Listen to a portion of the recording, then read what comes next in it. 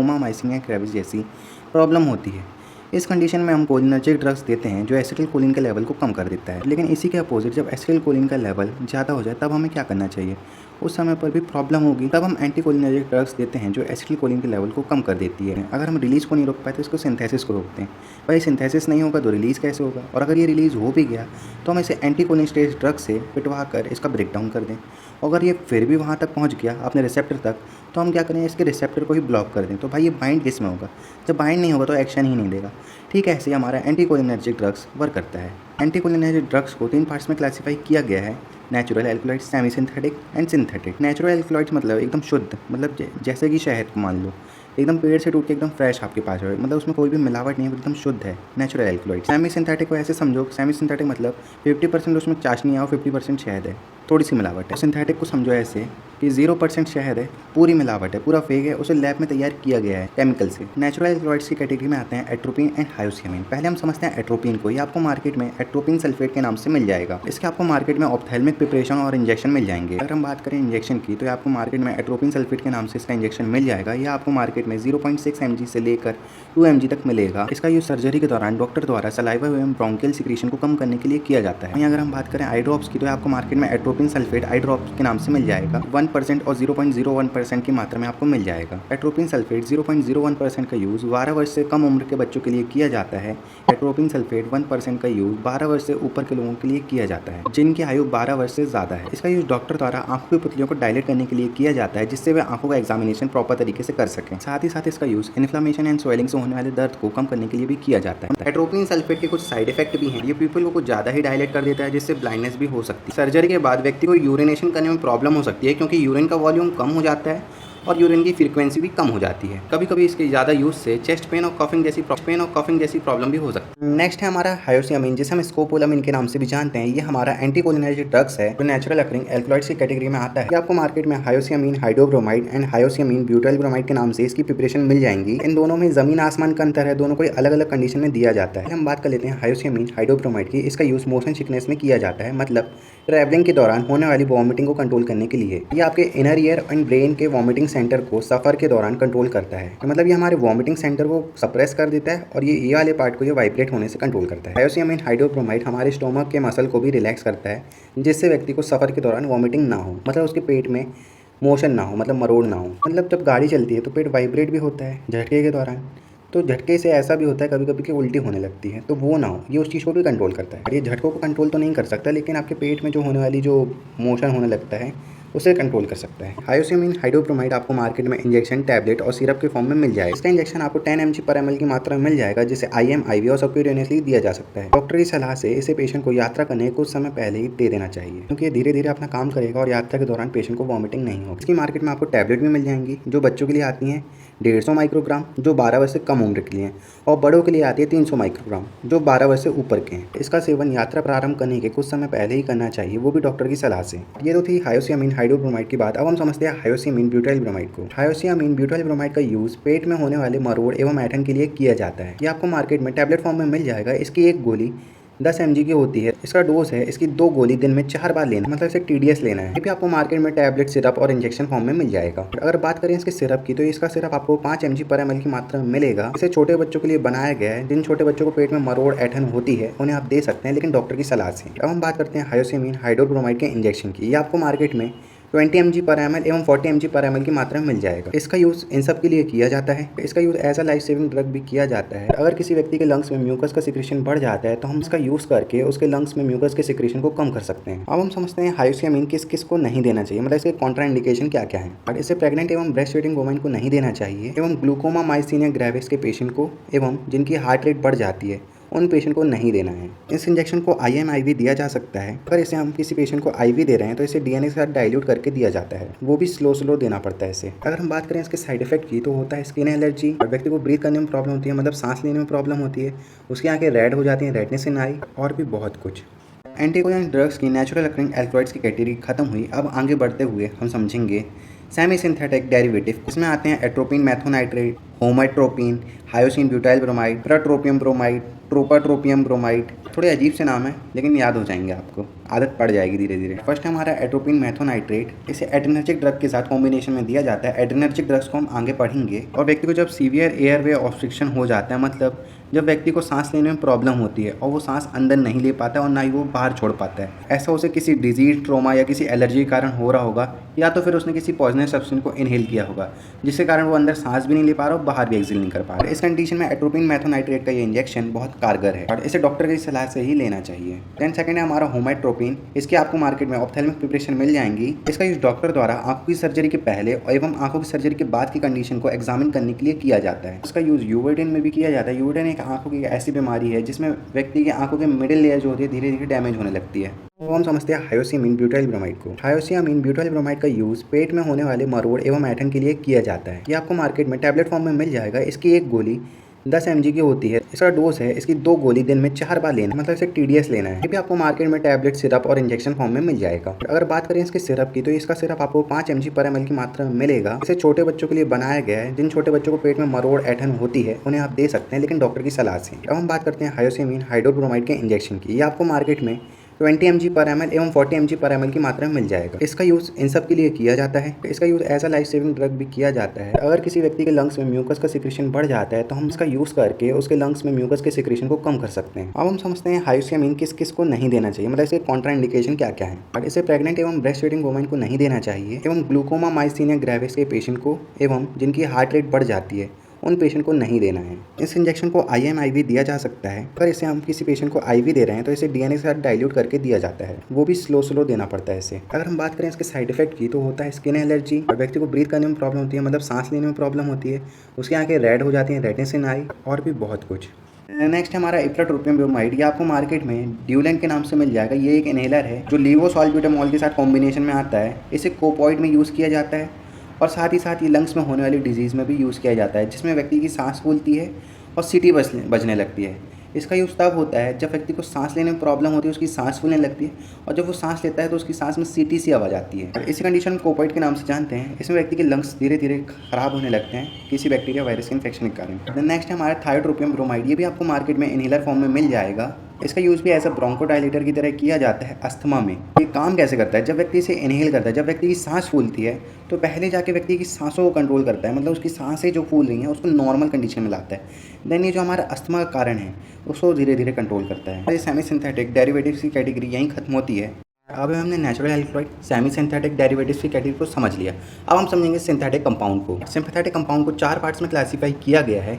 बारी बारी से हम एक एक को समझेंगे। फर्स्ट हमारा anti secretory and anti spasmodic. Anti secretory से आप समझ रहे होंगे कि किसी भी चीज़ के सिक्रेशन को कम कर देना, और एंटी स्पाज्मोटिक का मतलब ऐसा सब्सटेंस जो ऐंठन और मरोड़ को कम कर दे। देन सेकंड है हमारा माइड्रियाटिक्स जो आंखों को डायलेट कर दे। देन थर्ड है हमारा वैसोसेलेक्टिव एंड फोर्थ है हमारा एंटी पार्किंसन। बारी बारी से हमें एक एक को समझना है, तो शुरू करते हैं हम anti secretory and anti spasmodic से, जिसमें फर्स्ट है हमारा क्वाटर्नरी कंपाउंड, या इसे हम क्वाटर्नरी कंपोजिशन भी कह सकते हैं। फर्स्ट हमारा प्रोपेंथिलीन। ये आपको मार्केट में प्रोपेंथिलीन ब्रोमाइड के नाम से मिल जाएगा। इसकी मार्केट में आपको 15 mg की टैबलेट मिलेंगी और इसके मार्केट में इंजेक्शन भी मिलते हैं। लेकिन पहले हम बात करते हैं इसकी टैबलेट की। प्रोपेंथिलीन ब्रोमाइड 15 mg का यूज अदर मेडिसिन के साथ अल्सर की ट्रीटमेंट में किया जाता है। ये पेट में बनने वाले एसिड को एवं पेट में होने वाले खाने के मूवमेंट को, जो हमारा जो खाना जो बच जाता है वो धीरे धीरे मूव होता है, उसको, इन दोनों को, मतलब एसिड को और इसके खाने के मूवमेंट को, दोनों को ही स्लो कर देता है। इसका मार्केट में इंजेक्शन भी आता है जो वेटनरी में यूज़ किया जाता है। इसके एक इंजेक्शन को पशु को एग्जामिनेशन करने के कुछ समय पहले दे दिया जाता है, ताकि डॉक्टर जब पशु का एग्जामिनेशन करें तो पशु को कोई प्रॉब्लम ना हो। उसके कुछ ऑर्गन सेंसिटिव होते हैं और जो पशु चिकित्सक है उसे एग्जामिनेशन करने में भी कोई प्रॉब्लम। थर्ड है हमारा क्लिनेडियम। ये भी आपको मार्केट में टैबलेट फॉर्म में मिल जाएगा। इसकी एक टैबलेट 5 mg की होती है।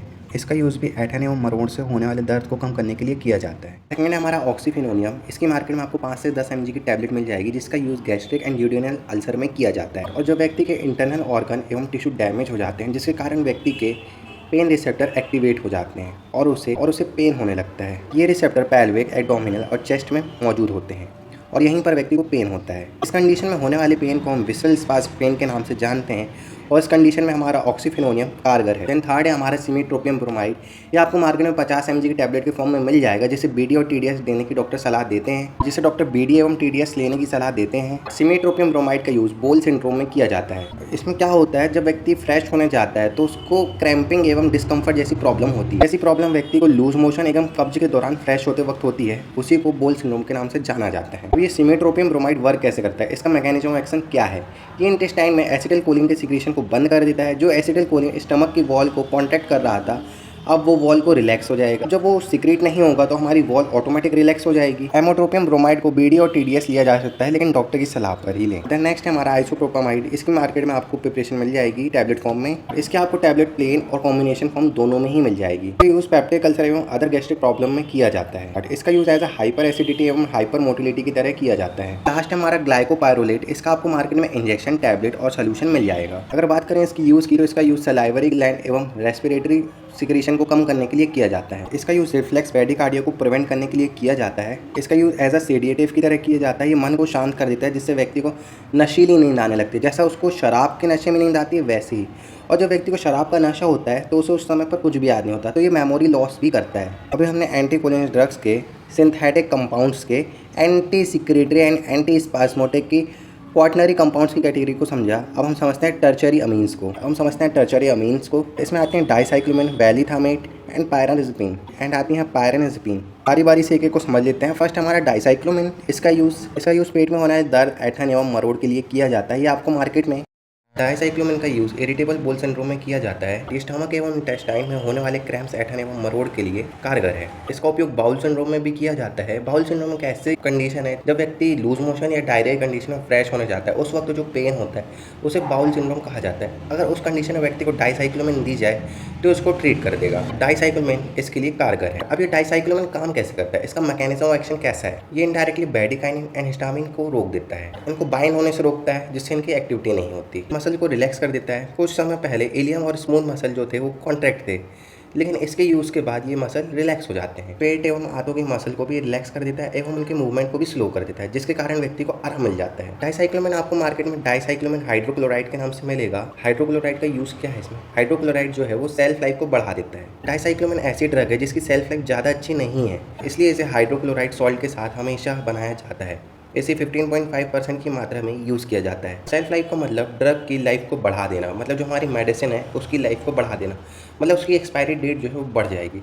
जो ड्रग कुछ समय में ही ख़राब हो रही थी, अब वो 2-3 साल में ही ख़राब होगी, 2-3 साल तक आराम से चलेगी। डाइसाइक्लोमिन हाइड्रोक्लोराइड आपको मार्केट में डिफरेंट ड्रग के साथ कॉम्बिनेशन में मिल जाएगी। अगर हम बात करें डाइसाइक्लोमिन के सिरप और सस्पेंशन की, तो आपको मार्केट में डिफरेंट कॉम्बिनेशन में मिल जाएगा। जैसे डाइसाइक्लोमिन हाइड्रोक्लोराइड, ये पेट दर्द में यूज़ होता है। डाइसाइक्लोमिन प्लस पैरासीटामोल, ये बुखार के दौरान होने वाले पेट दर्द को कम करने के लिए किया जाता है। फिर आता है हमारा डाइसाइक्लोमिन हाइड्रोक्लोराइड सेमीथिकॉन। इसका यूज़ क्या है, हमें डाइसाइक्लोमिन का यूज़ तो पता है, लेकिन ये सेमीथिकॉन का क्या यूज़ है। सेमीथिकॉन एक सिलिकॉनिक कंपाउंड है जिसका यूज जीआईटी में मौजूद अतिरिक्त गैस को कम करने एवं पेट में होने वाली ऐंठन, मरोड़, सूजन और फूले हुए पेट को कम करने के लिए किया जाता है। व्यक्ति की जो आंतें होती हैं वो फूल जाती हैं और जिसके कारण उनमें स्वेलिंग होती है, ये उसको कम कर देता है। एंड नेक्स्ट हमारा डाइसाइक्लोमिन प्लस डाइमेथिकॉन। ये बहुत ही पावरफुल मेडिकेशन है जो इंस्टेंट रिलीफ देती है और इंस्टेंट रिजल्ट देती है। ये एंटी फ्लाटेबल एजेंट है, पेट में बनने वाले म्यूकस को कम कर देता है। इसके कारण पेट में बड़े बड़े गैस के बबल बनते हैं और डिफरेंट साउंड और स्मेल के साथ बाहर निकलते हैं। लोगों को आपने सुना होगा तो भाई गैस फंस गई है, निकल ही नहीं रही है, तो उसके काम में बहुत कारगर ही है। इसने वाली बात नहीं है। ये प्रॉब्लम किसी के साथ भी हो सकती है और कभी भी हो सकती है। बात करते हैं डाइसाइक्लोमिन के टैबलेट की। ये भी आपको मार्केट में डिफरेंट कॉम्बिनेशन में मिल जाएगा। इसका भी डिफरेंट तरह से यूज़ किया जाता है। हमारा डाइसाइक्लोमिन हाइड्रोक्लोराइड, इसका यूज़ पेट में होने वाले दर्द, ऐंठन, मरोड़ को कम करने के लिए किया जाता है। नेक्स्ट हमारा पैरासीटामोल विद डाइसाइक्लोमिन, इसका यूज़ बुखार एवं पेट दर्द में किया जाता है। देन नेक्स्ट हमारा डाइसाइक्लोमिन प्लस मेफिनेमिक एसिड, ये पीरियड्स के दौरान होने वाले पेट दर्द में राहत देता है, मतलब ये क्रैम्प्स जो होते हैं उनमें रिलीफ देता है। देन नेक्स्ट है हमारा डाइसाइक्लोमिन प्लस डोमपेरिडोन, ये उल्टी के दौरान होने वाले पेट दर्द को कम करने के लिए किया जाता है। इसके मार्केट में आपको डिफरेंट कॉम्बिनेशन मिल जाएंगे डिफरेंट ड्रग के साथ। अगर आप कमेंट करेंगे, ये बहुत सारे दोस्तों, अगर आप कमेंट करेंगे तो मैं ज़रूर वीडियो बनाऊंगा। इसके आपको मार्केट में इंजेक्शन भी मिल जाएंगे डिफरेंट ब्रांड के नाम से और डिफरेंट कॉम्बिनेशन में मिल जाएंगे। इसको लेकिन एक बात आप याद रखिएगा, इसको कभी भी आप IV नहीं देंगे, इसे हमेशा IM ही देना पड़ता है। IV देने से बहुत ज़्यादा ही प्रॉब्लम होगी, इसलिए इसे हमेशा IM देना चाहिए। डाइसाइक्लोमिन का यूज़ पशु चिकित्सा में भी किया जाता है। इसका उपयोग पेट से होने वाली समस्या के लिए पशुओं में किया जाता है, तो वो भी पशु चिकित्सक द्वारा। तो मैं फिर से रिपीट कर देता हूँ, हो सकता है कुछ पॉइंट छूट गए। डाइसाइक्लोमिन का यूज़ पेट में होने वाली ऐंठन एवं मरोड़ के लिए किया जाता है और फ्लूइड डायरिया में भी किया जाता है। डाइसाइक्लोमिन के कुछ कॉन्ट्राइंडिकेशन भी है, इसे किसे नहीं देना चाहिए। Pregnant women, breast feeding women एवं 6 महीने से कम उम्र के बच्चे को तो बिल्कुल भी नहीं देना है, एवं उन पेशेंट को बिल्कुल भी नहीं देना है जिन्हें ग्लूकोमा एवं आँख में स्वेलिंग जैसी प्रॉब्लम हो। इसके ज़्यादा यूज़ से कुछ साइड इफेक्ट भी होते हैं, जैसे मुंह सूखना, dizziness, dryness of mouth, thirst, प्यास लगना एवं नोजिया वॉमिटिंग जैसे सिम्टम भी देखे गए। डाइसाइक्लोमिन के किसी टॉपिक पर बहुत ही डिटेल वीडियो चाहते हैं तो आप कमेंट ज़रूर कीजिए। देन नेक्स्ट है हमारा वैलेंथामेट। ये भी टर्शियरी अमीन की कैटेगरी में आता है, एंटी सिक्रेटरी एंटी स्पाज्मोटिक की कैटेगरी में। मार्केट में वैलेंथामेट ब्रोमाइड के नाम से मिलेगा, आपको मार्केट में टैबलेट और इंजेक्शन फॉर्म में ही मिलेगा। सेकंड है हमारा वैलेंथामेट। इसका use as a smooth muscle relaxant and anti spasmodic के तौर पर किया जाता है। ये आपको मार्केट में वैलेंथामेट ब्रोमाइड के नाम से मिल जाएगा, इंजेक्शन और टैबलेट फॉर्म में। पहले हम बात कर लेते हैं इसके इंजेक्शन की। इसे डिफरेंट कंपनी डिफरेंट नाम से सेल करती हैं। यह आपको 8 mg पर ml की मात्रा में मिलेगा। इसे IM/IV दिया जा सकता है।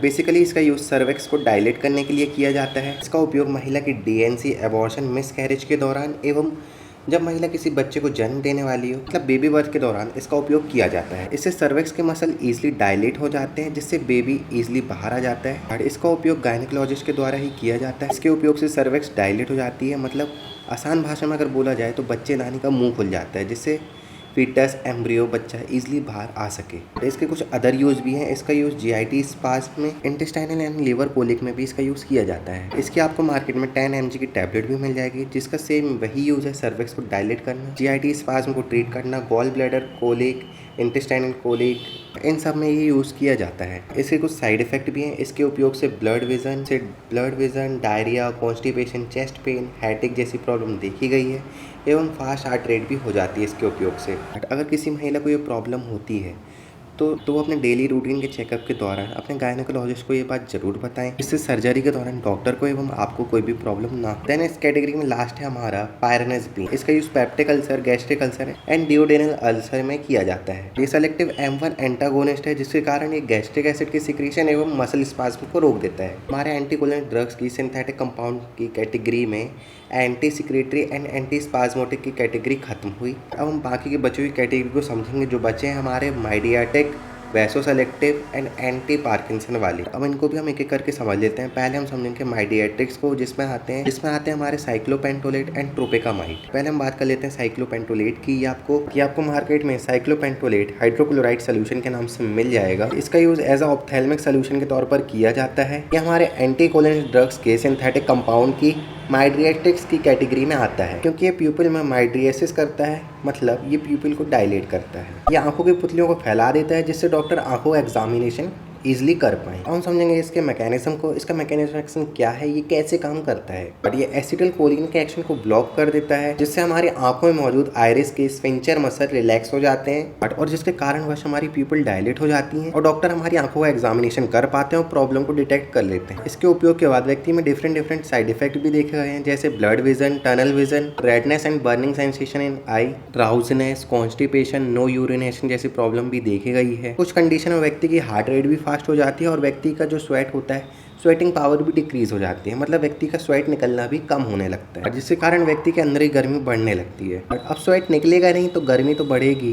इसका उपयोग केवल डॉक्टर के द्वारा ही किया जाता है, वो भी आंखों के एग्जामिनेशन के लिए। देन नेक्स्ट हमारा ट्रोपिकामाइड। ये भी हमारा साइक्लोपेंटोलेट की तरह ही फर्क करता है, मतलब ये भी माइड्रियासिस करता है, पीपल को डायलेट कर देता है। सेम इसका वही यूज है जो साइक्लोपेंटोलेट का था, बस इसमें एक चीज को एडिट किया गया है कि इसका यूज सर्जरी के पहले और सर्जरी के बाद भी किया जा सकता है, आई को एग्जामिन करने के लिए डॉक्टर के द्वारा ही किया जाता है। इससे डॉक्टर ये कंपेयर कर सकते हैं कि सर्जरी के पहले और सर्जरी के बाद में कितना अंतर है, कितना डिफरेंस है पहले की कंडीशन में और अब की कंडीशन में। हम समझेंगे वैसोसेलेक्टिव को, जो हमारे सिंथेटिक कंपाउंड की कैटेगरी में आता है। नेक्स्ट है हमारा ऑक्सीब्यूटाइलिन। ये आपको मार्केट में ऑक्सीब्यूटाइलिन क्लोराइड के नाम से इसकी आपको टैबलेट मिल जाएगी 2.5 mg एवं 5 mg की मात्रा में। इस टैबलेट का यूज ओवर एक्टिव ब्लैडर जैसी कंडीशन को कंट्रोल करने के लिए किया जाता है। अब ये ओवर एक्टिव ब्लैडर कंडीशन क्या होती है? ये एक ऐसी कंडीशन है जिसमें व्यक्ति का यूरिनरी ब्लैडर की जो मसल्स होती हैं वो कॉन्ट्रैक्ट हो जाती हैं, जिसके कारण व्यक्ति का यूरिनेशन पर कंट्रोल नहीं हो पाता और उसे कहीं भी और कभी भी यूरिनेशन हो जाता है। समस्या अधिकतर बच्चों में एवं बुजुर्गों में देखी गई है। जब बच्चे छोटे हैं तो वो पैंट में सूसू कर लेते हैं, क्योंकि उस टाइम पर उनका जो सिस्टम होता है वो धीरे धीरे एक्टिवेट होता है, और जो बुजुर्ग होते हैं उनमें ये सिस्टम धीरे धीरे डीएक्टिवेट होता है।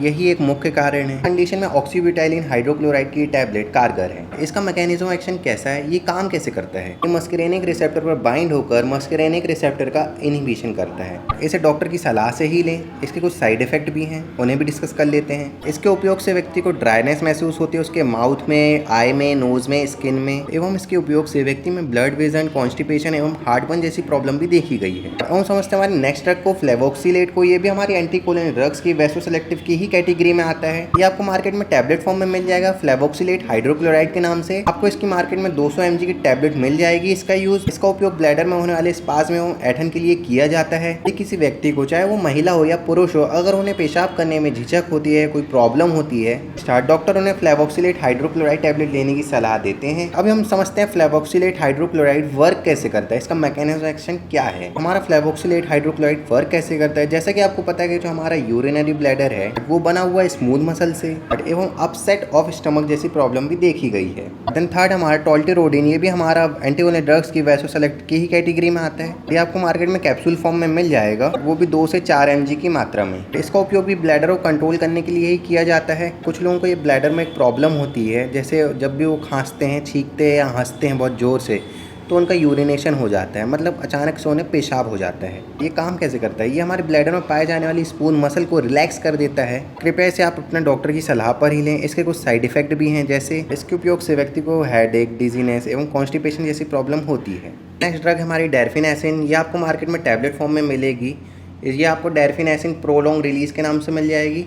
मतलब ये धीरे धीरे रिलीज़ होकर धीरे धीरे अपना असर देगी लंबे समय तक। किसी व्यक्ति को बार बार यूरिनेशन होता है, मतलब उसे बार बार पेशाब लगती है, तो डॉक्टर की सलाह से इस मेडिकेशन का उपयोग किया जाता है। इसका उपयोग उन व्यक्ति पर किया जाता है जिनका ब्लैडर ओवर एक्टिव हो जाता है या उसका यूरिनेशन पर कंट्रोल नहीं हो पाता, वो कभी भी और कहीं पर भी यूरिनेशन कर देता है। इसका मैकेनिज्म एक्शन क्या है, ये वर्क कैसे करता है? ये हमारे M3 रिसेप्टर को ब्लॉक कर देता है। और इसे आप अपने डॉक्टर की सलाह से ही लें, क्योंकि इसके बहुत सारे साइड इफेक्ट भी हैं। जैसे व्यक्ति को यूरिनेशन करते वक्त यूरिन में ब्लड आने लगता है, कुछ व्यक्ति में ब्लैडर पेन एवं बैक पेन जैसी प्रॉब्लम भी देखी गई है। और नेक्स्ट हमारा सोलिफेनेसिन। ये आपको मार्केट में टैबलेट फॉर्म में मिल जाएगा। ये आपको मार्केट में सोलिफेनेसिन सक्सिनेट के नाम से मिल जाएगा। इसकी आपको मार्केट में 5 एवं 10 mg की टैबलेट मिल जाएगी। इसका उपयोग लॉस ऑफ ब्लैडर कंट्रोल एवं ओवर एक्टिव ब्लैडर के लिए किया जाता है। इसे आप अपने डॉक्टर की सलाह से ही लें। इसके कुछ साइड इफेक्ट भी हैं, जैसे ड्राई माउथ, कॉन्स्टिपेशन एवं ब्लड विजन जैसी प्रॉब्लम भी देखी गई है। हमारे वैसोसेलेक्टिव की कैटेगरी खत्म हुई। अब हम एंटी पार्किंसन की कैटेगरी को समझेंगे, जिसमें फर्स्ट है हमारा ट्राइहेक्सिलफेनिडिल, बेंजेक्सोल के नाम से भी जाना जाता है। ये आपको मार्केट में आपको टैबलेट मिल जाएगी ट्राइफेनिलिन हाइड्रोक्लोराइड के नाम से। इसकी 2 mg की टैबलेट आती है, जिसका उपयोग पार्किंसन डिजीज में किया जाता है। अब ये काम कैसे करती है? ये इफरेंट इम्पल्स को ही ब्लॉक कर देती है। तो इसे हम वही साइड इफेक्ट हैं, dizziness, dryness of mouth, constipation, blood vision. Next इसी में हमारा प्रोसाइसिलिडीन। आपको मार्केट में प्रोसाइसिलिडीन हाइड्रोक्लोराइड के नाम से मिल जाएगा। इसकी मार्केट में आपको 2.5 एवं 5 mg की टैबलेट मिल जाएगी। इसका मैकेनिज्म एक्शन ऐसा है कि एसिटिल कोलिन को ही ब्लॉक कर देता है, जिससे प्रॉब्लम ही खत्म हो जाएगी। ना एसिटिल कोलिन बनेगा, ना बाइंड होगा, ना एक्शन देगा। सिंपल। से कुछ साइड इफेक्ट भी हैं, ऐसे डॉक्टर की सलाह से ही दें, जैसे dizziness, dryness of mouth, constipation. Then last है हमारा बाइपेरिडीन। ये आपको मार्केट में टैबलेट और इंजेक्शन फॉर्म दोनों में ही मिल जाएगा। ये काम कैसे करता है, इसका मैकेनिज्म एक्शन क्या है? कोलिनर्जिक रिसेप्टर होते हैं, उनको ब्लॉक कर देता है। जब रिसेप्टर ब्लॉक हो जाएगा तो हमारा एसिटिल कोलिन बाइंड नहीं करेगा, बाइंड नहीं होगा तो एक्शन नहीं देगा। बन तो रहा है लेकिन बाइंड नहीं हो रहा है, सिंपल। इसके भी कुछ साइड इफेक्ट होंगे, इसे भी आप डॉक्टर की सलाह से ही। इसमें कुछ ऐसी प्रॉब्लम भी होती है जिससे व्यक्ति का यूरिनेशन कम हो जाता है, यूरिन का वॉल्यूम कम हो जाता है। कम होगा तो यूरिन पास नहीं होगा, पास नहीं होगा तो उसकी फ्रीक्वेंसी भी कम होगी, मतलब यूरिनेशन करने में व्यक्ति को कुल मिला के प्रॉब्लम ही होगी। हमारा एंटीकोलिन ड्रग्स की कैटेगरी यहीं खत्म हुई। तो मिलते हैं गाइस नेक्स्ट वीडियो में, नेक्स्ट कैटेगरी को समझेंगे। दोस्तों, आपको जो भी डाउट्स हों वो आप मुझसे कमेंट्स के थ्रू पूछ सकते हैं। मैं आपके कमेंट्स का रिप्लाई ज़रूर करूंगा। नेक्स्ट वीडियो किस टॉपिक पर होनी चाहिए, कमेंट्स में मुझे आप ज़रूर बताएं। आई होप गाइस वीडियो में दी हुई इन्फॉर्मेशन आपको पसंद आई हो। आप अपने यूट्यूब चैनल योर फार्मा को सब्सक्राइब करके अपना प्यारा सपोर्ट दे सकते हैं। मिलते हैं नेक्स्ट वीडियो में। Take care. जय हिंद, जय भारत।